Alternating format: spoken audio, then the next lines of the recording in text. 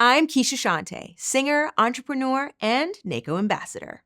I'm interviewing inspiring entrepreneurs who are part of NACO's Angels and Dreams Fellowship Program. These visionaries are building small businesses across Canada, and they're reshaping the future. Join me as we dive into their incredible journeys. So first of all, your idea is so unique.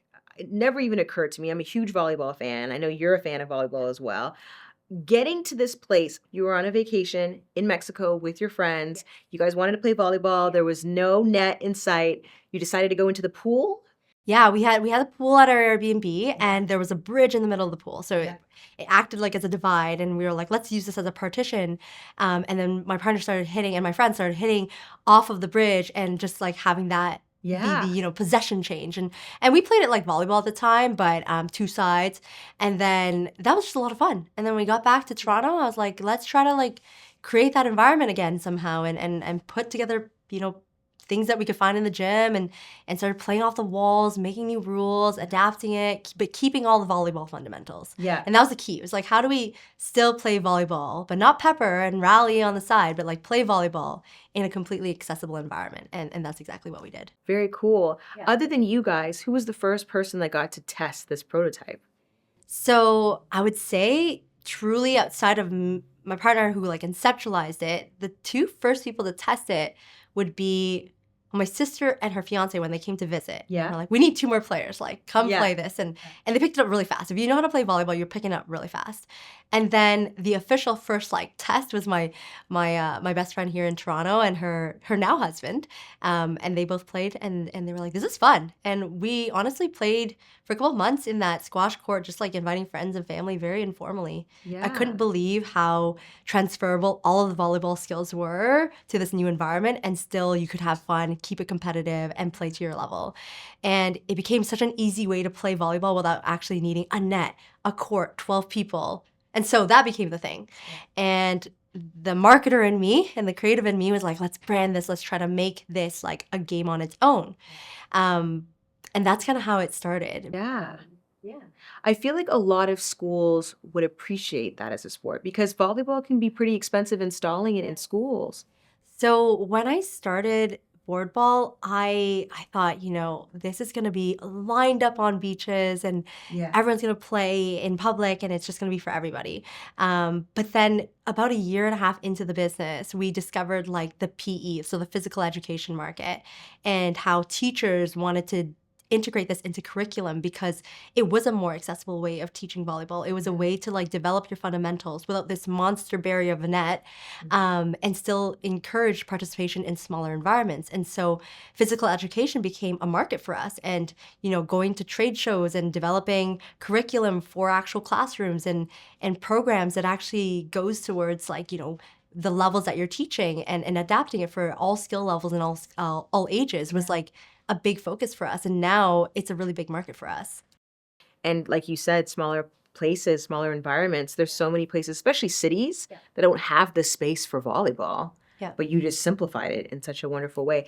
I'm curious, what have been some of the drawbacks for you in getting this idea out? Because it feels like an idea because it's not really solving an imminent problem. Yeah. There's a sense of like, well, what is this? But then once you play it, you're like, wow, this is actually super fun. Yeah. Why wouldn't we create more? Right. So what has been a drawback for you? Yeah, it's a really good way of posing some of our challenges, actually. So I would say, like any sport, like, is it really necessary? Like, is it really necessary that we play basketball or volleyball or badminton? Mm-hmm. What's really necessary is to stay physically active and like have fun doing it. And so we didn't necessarily seek out a problem like, oh, everyone's like searching for courts and they can't find them per se. Yeah. But we made physical activity much more accessible for all levels, and that was really exciting for us. The challenges become, well, you're basically trying to create a new sport and get people on board, and really how you get people on board is if they can actually experience that firsthand.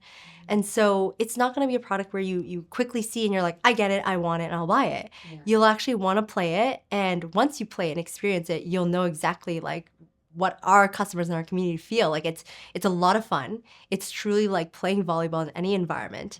But until you actually get that first touch, it's kind of hard to like actually like visualize. And we often get compared to spike ball, which is like another wildly popular sport that started like a while ago, but it took some time before it actually got traction in terms of like learning how it works and how to play it. But like they've done a great job with like marketing and actually building communities around it. And now people are like, spike ball is a lot of fun. And I think we're trying to do the same in that, like, you know, there are a lot of different ways to have fun.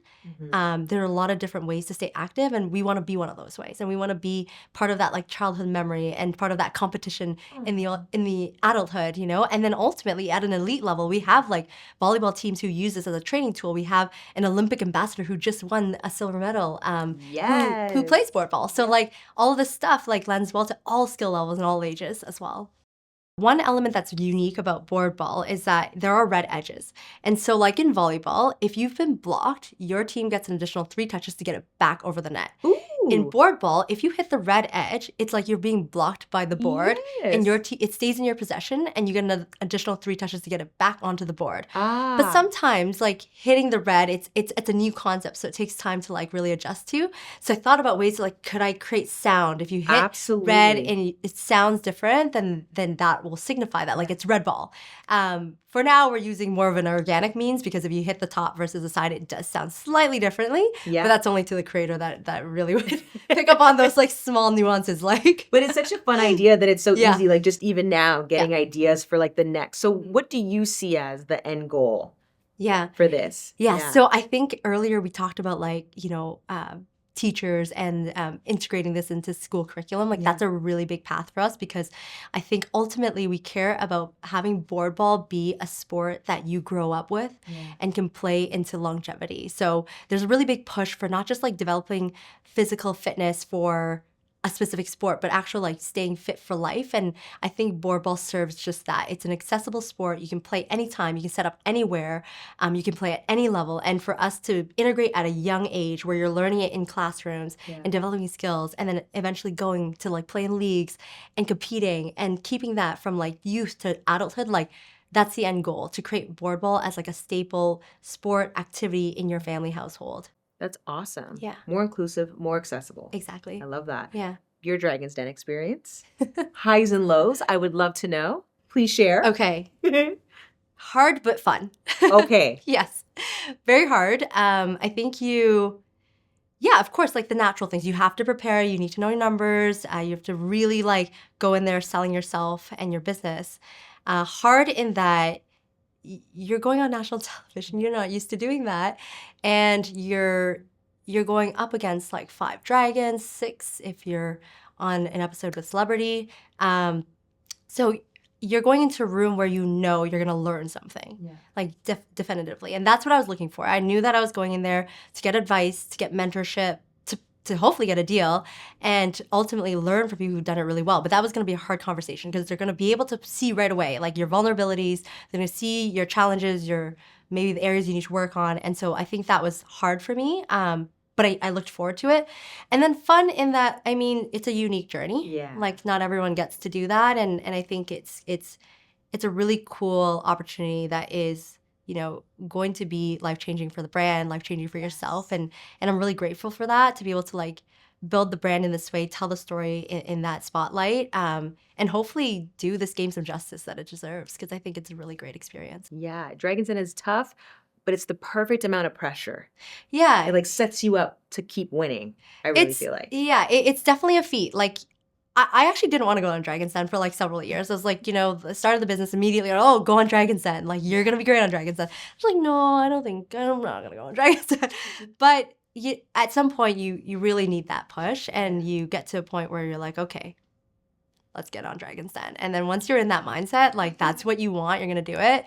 And it was fun. It was just really hard.